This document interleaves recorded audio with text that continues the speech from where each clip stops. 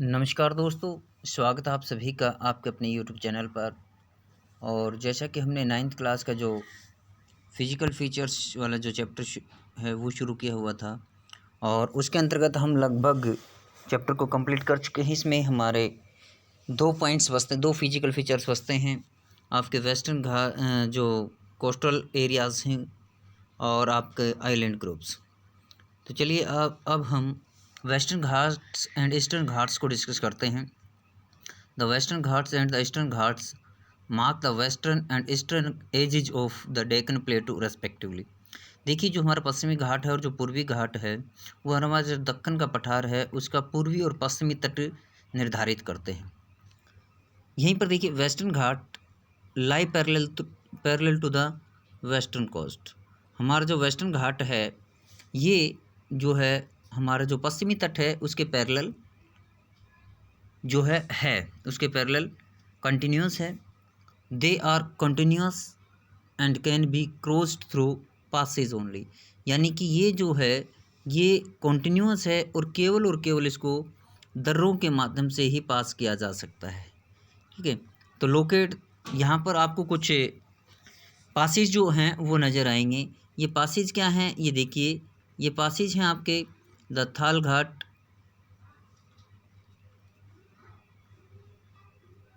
ये जो पासेज हैं अपने 3 ये हैं आपके इसके अंदर थाल, भोर एंड पाल।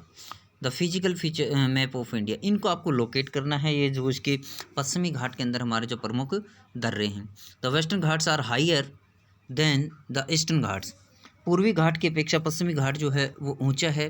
और द एवरेज एलिवेशन, जो इसका एवरेज एलिवेशन है वो देखिए वो 900 मीटर से लेकर के, यानी 900 मीटर से लेकर के इसका एलिवेशन जो है वो हमारा एलिवेशन जो है आपका 1600 मीटर तक आपको मिलेगा। As against 600 metres of the eastern Ghats है, जिसका कि जो पूर्वी घाट है उसकी एवरेज ऊंचाई जो है वो 600 मीटर के आसपास है। The eastern Ghats stretch from the Mahanadi valley to the Nilgiris in the south.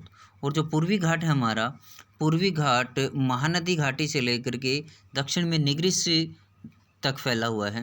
The eastern Ghats are discontinuous. और जो हमारा ईस्टर्न घाट है, यानी ये हमारा जो ईस्टर्न घाट है ये डिसकंटिन्यू है, ये रेगुलर नहीं है, कॉन्टिन्यूस नहीं है। ये जो है जगह जगह से कटा हुआ है, निग्रिस वैली तक ये हमारा विस्तृत है, देखिए आप। और जो ईस्टर्न घाट डिसकंटिन्यूस है and irregular and dissected by rivers drain into the Bay of Bengal. और बंगाल की खाड़ी में गिरने वाली नदियों के द्वारा इसको जगह जगह से काटा गया है, कट किया गया है। The western Ghats cause orographic rain by facing the rain bearing moist winds to rise along the western slopes of Ghats. तो देखिए, इसमें क्या है कि जो हमारा पश्चिमी घाट है इसमें ओरोग्राफिक रेन यानी समय समय पर बारिश होती है, ये उसके सम्मुख अभिमुख जो है क्षेत्र है और यहाँ पर बार बार बारिश होती रहती है, इसलिए इसको पवन अभिमुखी क्षेत्र भी बोला जाता है।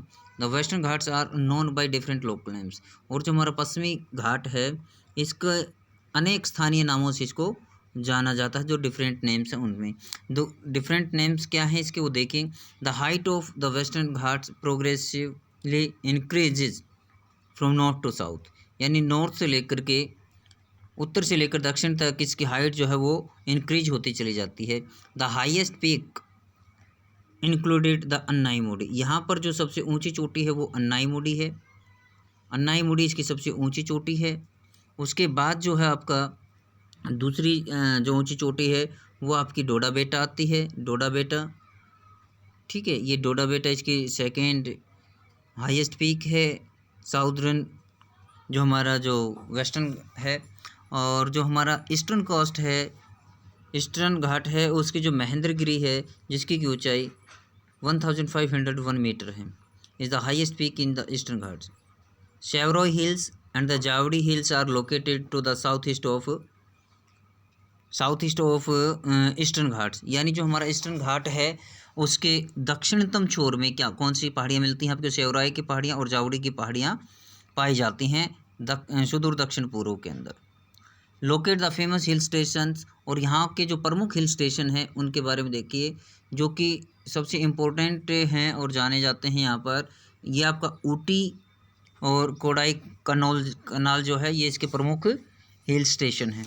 One of the distinct feature of the peninsular plateau is the black soil area known as Deccan trap.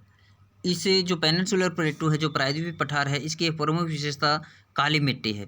This is of volcanic origin, और यहीं पर क्या है, ये वोल्केनिक ओरिजिन का यानी ज्वालामुखी उद्भव का जो है क्षेत्र है, उससे इसका निर्माण हुआ है। Hence the rocks are igneous, इसलिए यहाँ की जो चट्टानें हैं वो आग्नेय चट्टानें हैं। Actually these rocks have denuded over time and are responsible for the formation of black soil.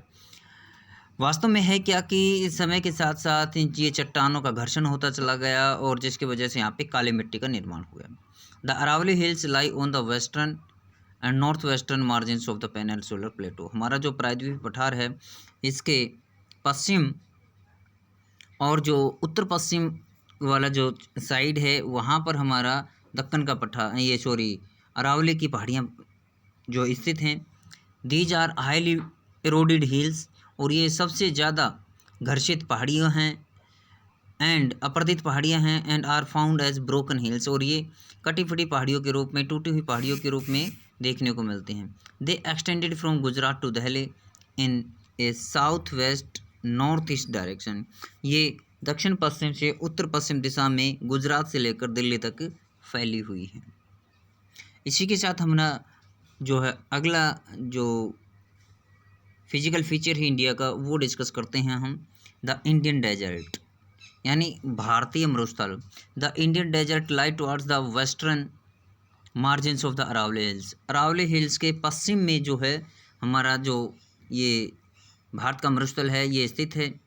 It is an undulated sandy plain. ये मतलब अंडुलेटेड का मतलब है जो दूर तक फैला हुआ, बिना किसी वजह, जो अंडुलेटिंग प्रभावित क्षेत्र है, दूर तक मैदान रेत से कवर्ड है विद सैंड ड्यून्स। दूर दूर तक आपको रेत के टीले नज़र आएंगे इसमें।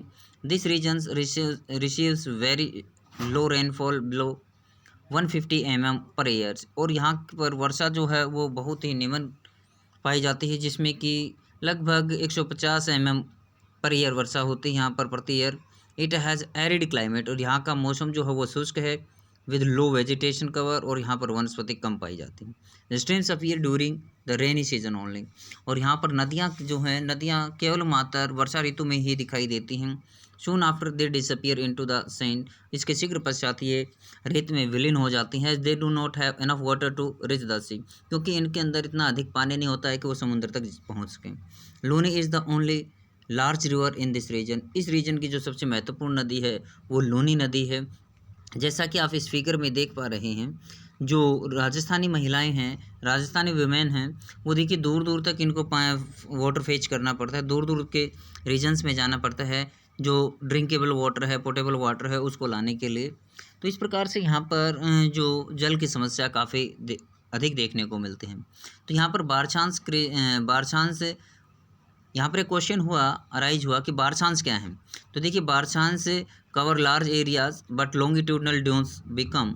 ये बारछांस जो हैं ये चापनुमा आकार की छोटी छोटी दून घाटियाँ हैं, रेत के टीले पाए जाते हैं राजस्थान के अंदर, जो कि लंबवत फैले हुए होते हैं। बिकम, ये क्या है, देखिए become more prominent near the Indo Pakistan boundary. जो भारत और पाकिस्तान की सीमा है, यहाँ पर बारछांस अधिक देखने को मिलते हैं। If you visit Jaisalmer you may go to see a group of barchans. यदि आप कभी जैसलमेर जाएं तो आपको वहाँ पर जो है बहुत से जो बारछांस देखने को, बारछांस के समूह जो हैं वो मिल जाएंगे।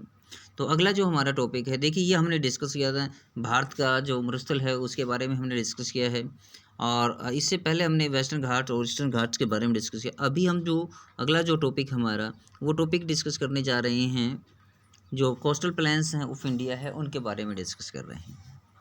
The peninsular plateau is flanked by a stretch of a narrow coastal strips. जो प्रायद्वीपीय पठार है इसके साथ साथ जो तटीय प्रदेश हैं, यहाँ पर एक जो एक पट्टीनुमा मैदान पाया जाता है, running along the Arabian Sea on the west and Bay of Bengal on the east, जो कि अरब सागर के है उसके पश्चिम, अरब सागर है उसके पूर्वी साइड में, यानी हमारा भारत है पश्चिम में अरब सागर की तरफ और पूर्व में बंगाल की खाड़ी में ये जो है स्ट्रिप से पट्टी देखने को मिलती है। द वेस्टर्न कोस्ट सैंडविच्ड रे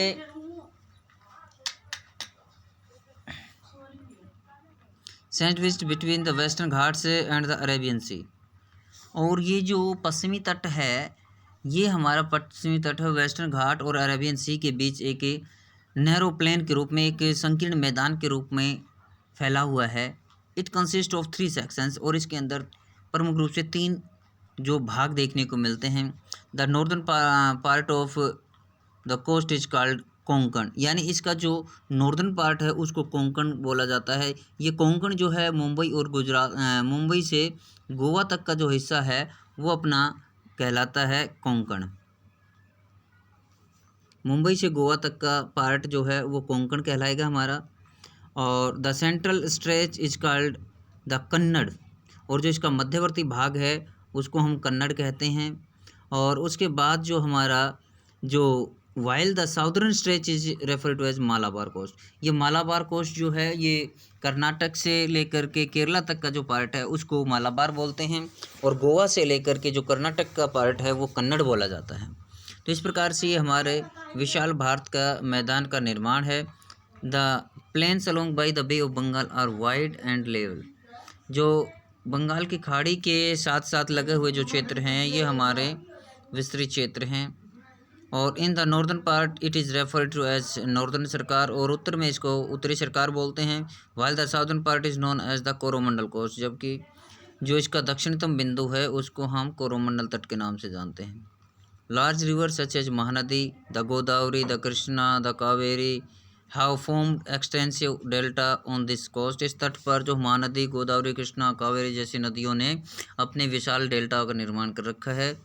the lake Chilka is an important feature along the eastern coast, जो चिल्का झील है जो कि उड़ीसा के तट पर पाई जाती है वो सबसे महत्वपूर्ण झील है भारत की, और ये खारे पानी की भारत में सबसे बड़ी झील मानी जाती है जो कि उड़ीसा के अंदर पाई जाती है, और महानदी डेल्टा इसका निर्माण करती है।